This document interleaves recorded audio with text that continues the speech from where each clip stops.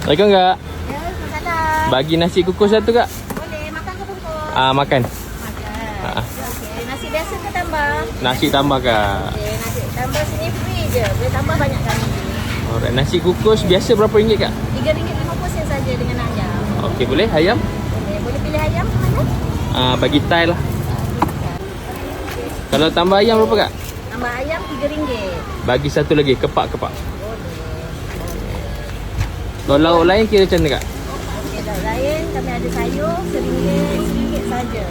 Ada hati RM1 pun boleh. Kalau masa separuh RM1.50. Sayur RM1. Hati RM1 kan? Ya. Okey. Telur masin satu. Okey. Siap kak? Okey. Ni berapa ringgit kak? RM10. Nasi free refill. Tambah banyak kali pun boleh. Ini ada hati black pepper. Okey. Okey, kami ada sayur lebih dengan toge. Ya, ayam berempah. Kalau ayam tu RM3 Ya.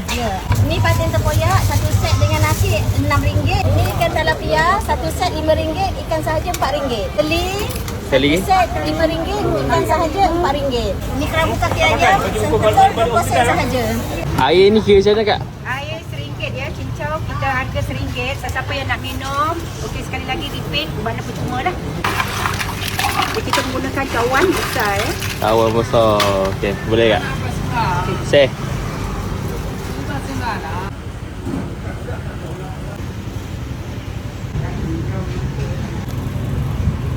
Hari ni kita dekat nasi kukus Lan Kelang. Special kat sini nasi kukus dia RM3.50 je. Tambah semua lauk ni 4-5 jenis lauk, harga dia RM10 sahaja. Kita try punya ayam, ayam ni besar-besar. Nasi kukus sambal dengan dia punya kuah sikit. Oh, hati masak kicap satu portion ni tambah RM1 je. Ada apa lagi kat sini kak? Dekat sini kita ada Vietnam roll ya, Vietnam roll ketam, kita ada hotdog, ada mix, udang pun ada tahu pergedil, ada ketayar. Kita ada burger daging dengan harga RM4, tahu pergedil RM6.50, ada bermacam-macam lagi jenis kuih lah. Kedai ni buka hari Isnin sampai hari Sabtu, 8.30 sampai habis ayam lah, sampai habis lauk.